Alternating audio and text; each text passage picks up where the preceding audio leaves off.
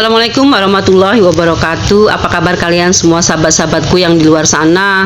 Mudah-mudahan kalian semua dalam keadaan sehat dan tentunya selalu dalam lindungan Allah Subhanahu wa taala.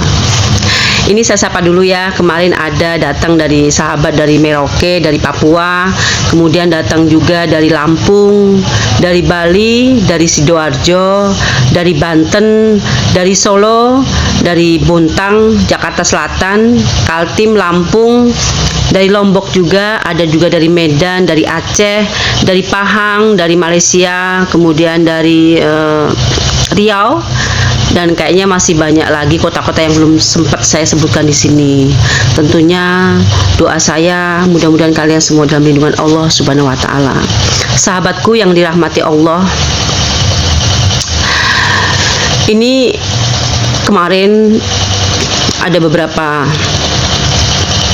sahabat non muslim saya dan ada juga dari pihak keluarga saya menentang saya untuk siar agama di YouTube, baik agama Islam maupun agama yang di luar Islam. Ini ada ungkapan yang akan saya bacakan, mudah-mudahan para sahabat yang di luar sana yang tentunya di luar akidah kita semoga memahami apa yang sebenarnya tujuan kita menjadikan kita hidup di dunia ini, bahwasanya tujuan kita hanyalah satu, lillah kepada Allah Ta'ala. Terima kasih karena sudah menghalangi menyampaikan kebenaran Islam. Hidup kita tergantung kepada apa yang menjadi tujuan kita. Belajar dari masa lalu dan kematian. Mengapa harus kecewa ketika kebenaran nyata di depan mata? Dan mengapa harus melarang ketika kritikan pedas yang berakhir keselamatan hidup? Mata kita dibuat untuk memandang kehidupan dunia. Mata hati kita diciptakan untuk menemukan kebenaran dunia dan akhirat.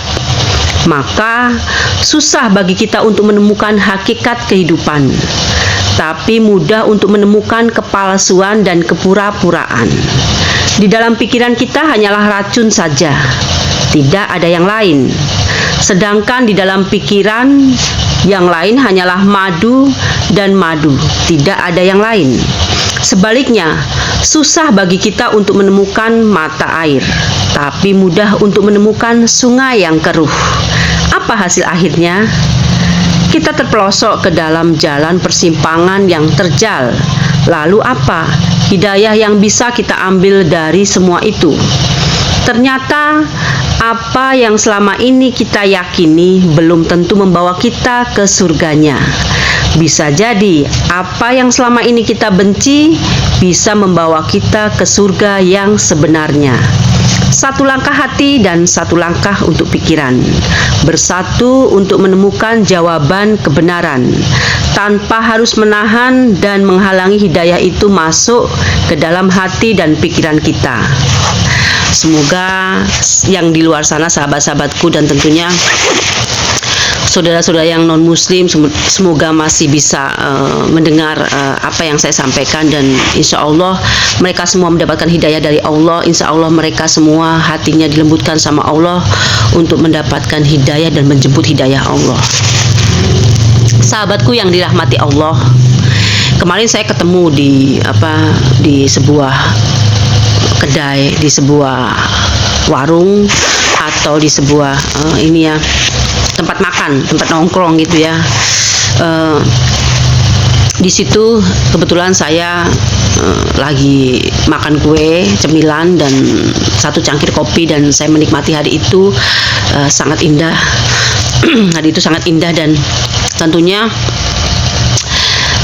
sahabat saya ini juga datang ke warung itu, dan kita tanpa sengaja, tanpa diduga kita bertemu dan bertegur sapa dan silaturahmi. Ini adalah salah satu sahabat saya non muslim. Kemudian beliau menghampiri saya, duduk bersama, lalu kita ngobrol selayaknya sahabat. Kemudian tiba-tiba dia bertanya kepada saya, sahabat saya ini bertanya kepada saya, Mbak Kris, saya kemarin sudah nonton YouTube Mbak Kris, bagus sih, tapi kenapa sih Mbak Kris bisa keluar dari agama sebelumnya? Nah, sahabat saya ini kebetulan dia adalah Protestan ya, Kristen Protestan. Kemudian dia tanpa sungkan, tanpa ragu-ragu, dia melontarkan pertanyaan yang cukup membuat saya kaget. Kenapa Mbak Kris keluar dari agama sebelumnya? Bukankah Yesus adalah Tuhan kita? Bahkan Yesus menjamin keselamatan kita semua. Yesus menjamin surga loh buat kita semua. Tentunya tanpa hisab. Sedangkan di ajaran Mbak Kris yang sekarang kan Yesus Tuhan yang Mbak Kris anut kan tidak menjamin ke surga. Dalam arti Mbak Kris ke surga itu dengan hisab. Jadi lalu saya jawab dengan santainya, dengan saya sambil menyeruput kopi. Terus saya jawab begini, apakah kamu tahu kalau Yesus itu sebenarnya bukan Tuhan? Kata saya, Yesus itu adalah seorang nabi yang dimuliakan Allah seperti nabi-nabi yang lain. Jadi Yesus bukan Tuhan. Lalu beliau menjawab jawaban saya, duh, gimana bukan Tuhan? Yesus itu adalah juru selamatnya kita. Yesus itu banyak loh mujizatnya, termasuk menyembuhkan orang sakit kusta. Kemudian mujizat yang lain, Yesus membangkitkan orang mati. Lalu Yesus itu siapa kalau bukan Tuhan? Dia bisa membangkitkan orang mati. Terus kemudian saya jawab, loh, mujizat itu tidak hanya dimiliki oleh Yesus atau Nabi Isa. Mujizat itu juga dimiliki nabi yang lain. Contoh seperti Nabi Ibrahim. Nabi Ibrahim ini juga mempunyai mujizat, juga dia sanggup untuk menghidupkan orang mati. Karena memang Nabi Ibrahim ini menghidupkan orang mati dengan izin Allah. Sama dengan Yesus. Yesus juga menghidupkan orang mati dengan izin Allah. Lalu bagaimana kamu bisa menganggap beliau sebagai Tuhan? Terus sahabat saya ini sejenak dia diam. Kemudian sambil kita menikmati kue yang ada, lalu sahabat saya ini menyeletuk gitu. Loh, Mbak Kris tuh gimana sih? Yesus itu adalah satu-satunya makhluk loh. Dia itu lahir tanpa bapa gitu. Sedangkan kita manusia biasa itu kita punya bapa dan punya ayah dan ibu gitu. Lalu sejenak saya diam, kemudian saya menghela napas, dalam artian saya sedikit rileks dan santai, saya tidak menggebu-gebu. Lalu saya jawab pertanyaan teman saya ini, kalau Yesus atau yang saya yakini ini adalah Nabi Isa, beliau lahir tanpa bapak, tanpa ayah. Masih ada yang lebih hebat lagi, nabi yang lain. Nabi yang lain ini bukan lahir, bahkan dia tidak punya ibu, tidak punya bapak. Jrek gitu aja di bumi. Diturunkan sama Allah di surga, kemudian karena dosa-dosanya diturunkan ke bumi, kata saya begitu. Siapa nabi itu? Dia bilang gitu kan. Masa kamu nggak tahu? Dia adalah nabi kita, kakek moyang kita, nenek moyang kita, Adam dan Hawa. Saya bilang begitu ya. Maaf teman-teman, hari ini saya agak serak. Saya bilang begitu. Kemudian dia, loh, apa benar gitu? Loh, masa kamu nggak tahu sih? Nabi Adam dan Hawa itu kan tidak ada ayah dan tidak ada ibu. Kalau memang Yesus dianggap Tuhan hanya karena Yesus ini tidak mempunyai seorang bapa, ada yang lebih hebat lagi kata saya, yaitu Nabi Adam. Dia bahkan tidak punya bapa dan tidak punya ibu.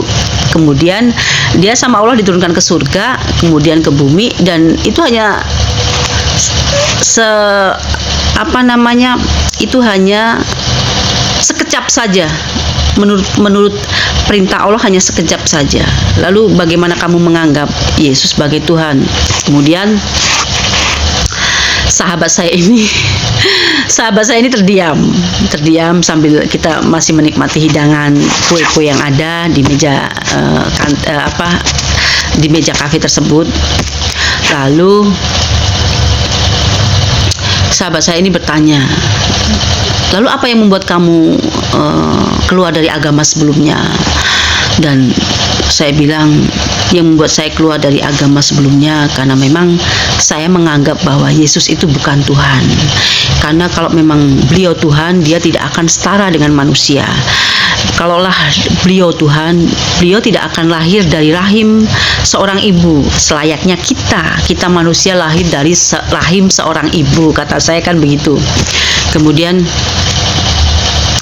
nah poin kedua, yang pasti kalaulah Yesus itu Tuhan, dia tidak akan serupa dengan manusia, karena manusia itu pada dasarnya kodratnya adalah lemah. Sedangkan Yesus dalam kondisi lemah dan apapun dia selalu meminta pertolongan kepada Allah. Jadi kalau kamu menganggap beliau Tuhan, kenapa beliau selalu meminta pertolongan kepada Allah? Dan terakhir saya katakan, saya tidak ingin banyak bicara dan saya tidak ingin banyak berkata-kata, takut dia tersinggung. Kemudian saya bilang kepada sahabat saya yang baik ini, saya bilang, cobalah kamu pelajari lagi, kamu cari tahu dari sumber manapun, dari ilmu, sains, jangan mengandalkan emosi sesaat, atau jangan mengandalkan amarah. Kamu cari tahu siapa Yesus sebenarnya, bagaimana dia dilahirkan, bagaimana dia untuk apa tujuan Yesus ini ke bumi.